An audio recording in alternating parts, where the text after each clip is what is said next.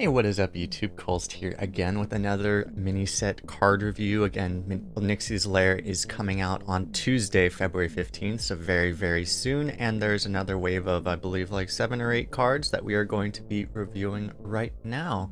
For Arena, this is for Arena. There will be a rotation as well, where a whole bunch of dragons are going to be rotating in. There's a lot of dragons in this expansion, so there are just going to be a lot of dragons in Arena. Of course, if you like the videos, like it, subscribe, comment, all that stuff, but let's get right into the cards. This time we'll start right off with the legendary here. This is Mida Pure Light. This is a Priest legendary, 6 mana, 4/6 Divine Shield, Lifesteal, Death Rattle, shuffle a fragment into your deck that resummons this exact card when drawn. This is one of those cards where a lot of the times, you know, some people fall into the trap of thinking, oh, my opponent's healing, I have to kill the lifesteal. This is only a 4-attack lifesteal, they might buff it, but, you know, a lot of times you might just want... The counterplay to this might just be to ignore it and go face, because they're only healing 4 per turn. You can out-damage that and kill the hero potentially. But, I mean, it was a pretty solid card, 4/6 Divine Shield with lifesteal. I mean... It's not super great tempo, but it's good enough, right? And of course you are getting that healing, so it's pretty good. I think the key joke here, which Zeddy made on his Twitter, was that, I mean, this is really a rogue card because, and this is true in Arena as well, Reconnaissance is going to be the primary way you're going to see this. So yeah, this is just another high roll you can get off of this card. Because you just don't see legendaries in Arena that often, so... It's a nice addition for Rogue. I thought healing was supposed to be their weakness, but you know, not anymore apparently. But yeah, overall just a solid card. Definitely not the highest power level legendary. The text on it just really encourages you even more. If you kill it, it might just come back, right? So you're just gonna want to ignore it most of the time. But yeah, solid card. It's just, as it is a legendary, sometimes it's going to be against something even more broken. And you're going to probably want to take that over this. And with that, let's move on to the next card, which is in Druid. This is Scale of Onyxia, 7 mana spell, fill your board with 2/1 whelps with Rush. So basically, Druid is getting their own version of Expendable Performers. I think as far as being a board clear, Expendable Performers is better because you can, you know, just deal exactly the amount of like odd damage that you want. But I mean, theoretically, this could be better to fill your board if you had no fear. But overall, this is something that Druid just hasn't been able to do for the longest time. And, you know, even if it's slightly worse than one of the best cards ever to exist in Arena, this is an extremely powerful board clear. And it's a huge addition to Druid. It's gonna be one of the best cards they have. And with that, let's move on to the next card, which is Drakefire Amulet. This is in Mage, a 10 mana spell, more big spell synergy. Discover 2 dragons and summon them. So important thing, if you're not aware, because it's summoning, you do not get the battle cry. And a lot of dragons, the power in them is their battle cry. So, you know, I'm looking at like a couple of the options, you know, like Azure Explorer, Malagos. These aren't going to be what you want because you don't get the battle cry.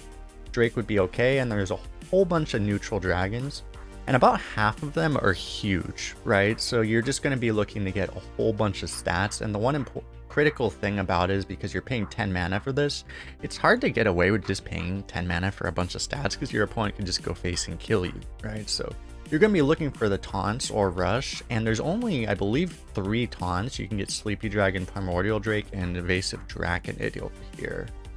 And you can get Evasive Worm, so that might help as well. But other than that, you're basically just going to be getting stats. So the RNG of this card is really going to be whether or not you hit those taunts if you need them. I think it's going to be pretty consistent as far as getting as many stats as you could possibly want.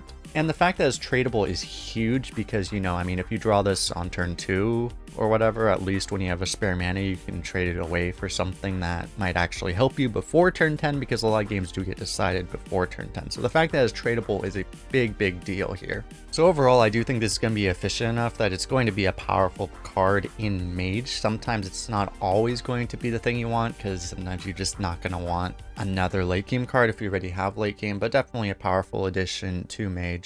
Alright, so next let's move on to Paladin. So Paladin has this new spell called Ring of Courage, 2 mana tradable spell. Give a minion +1/+1, repeat for each enemy minion. This is an interesting buff because, you know, buffs are generally going to be better in aggressive decks, but aggressive decks are often going to keep their opponent mostly off the board, so that would really limit the potential of this card. If you're getting like 2/2, that's not great. Really, you want them to have at least 2 minions, so you can get +3/+3, then that's pretty efficient. That's going to happen eventually. It's just, you know, there's the question whether or not you get it at the exact timing that you really want to. So I think it's going to be a little bit awkward in aggressive decks. There's also in aggressive decks, you're not going to want to pay the 1 mana to trade it if you can help it. So this is like a weird buff that's really made more for defensive decks. Obviously, again, like if your opponent has a bunch of minions on board, they're probably keeping you off of the board, so it's going to limit your potential to actually get initiative on this. So like the way you might want to use this is, for example, like if you have like a Tar Creep or some kind of taunt minion, then you can wait until like turn 5 where you could play this and also give this, I don't know, like 2 mana +4/+4. That's how, you know, how you'd get really good value out of this, and then you get really upset when you get reminded that Ironbeak Owl exists. Hoo-hoo, motherfucker. But yeah, I mean, it's an efficient enough card. It has tradable, making it even more flexible. It's definitely going to be a solid card overall. It's just sometimes it's going to feel a little bit awkward. Overall, though, again, I think it's balanced aggressively enough to make it a very good card. Paladin has a lot of these kinds of, you know, lifesteal or divine shield type of minions or taunts that you can get some kind of special activation out of this. With that, the next card here we have is a priest spell called Horn of Wrathion. Draw a minion for 3 mana. If it's a dragon, summon 2 2/1 whelps with rush. So this has a lot of potential when constructed. I imagine you can, you know, tutor out specific dragons from your deck and stuff like this, but in arena, even though there's going to be a lot of dragons, there's still just not going to be enough dragons to make this consistent. So this is often going to be, you're going to expect this to really be 3 mana draw minion, which is absolutely terrible. You're never going to want to pick. If like half your deck is dragons, I mean maybe, but like that's almost never going to happen. Even then, it's going to be a huge risk to ever play it, because if you miss the dragon, then it's really slow. So overall, a card that you're really just not going to want to pick almost ever.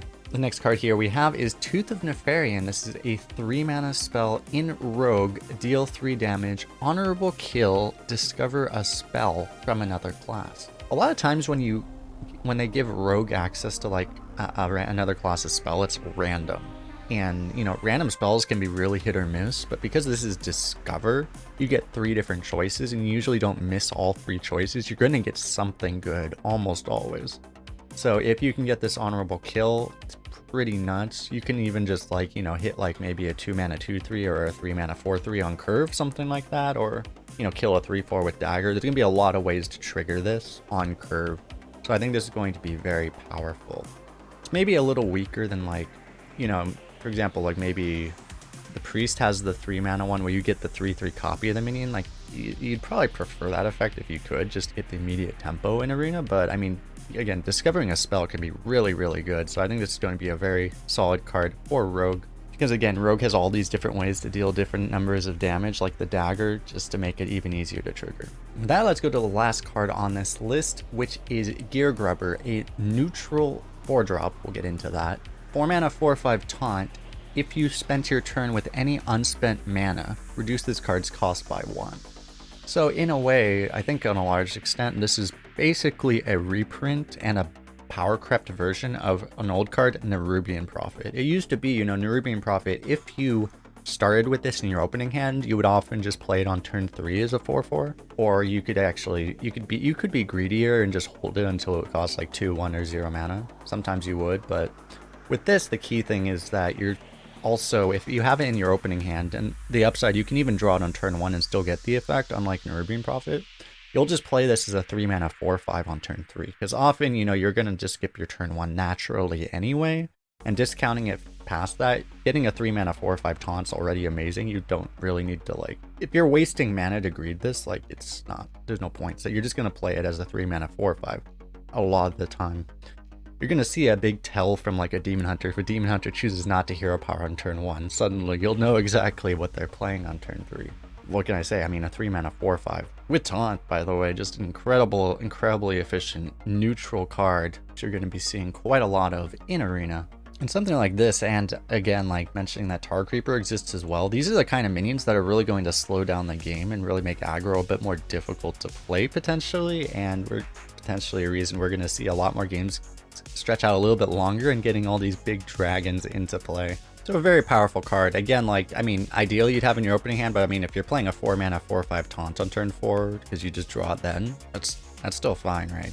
It's not like this card's gonna be bad if it's not in the best case scenario, which is always good. All right, that is it for this card review. I believe there are 12 cards left to be revealed, and some of them may be coming over the next 24 hours or so, so I may do one last reveal. I don't know if there's a reveal scheduled for Monday as well, but it is a Battlegrounds creator, so that might be Battlegrounds related. They might reveal all the last cards tomorrow. So depending on that, we'll see either 1 or 2 more videos after this. I'll probably have a link somewhere in this video to some of the other reveals if you want to check those out. But of course, as always, appreciate you guys supporting me constantly doing all this wonderful arena content. And like the video, subscribe if you want to see more, comment on your favorite part, any of these cards you're really looking forward to, not looking forward to, whatever your thoughts are there. But yeah, thanks a lot again. We'll see you guys in the next one.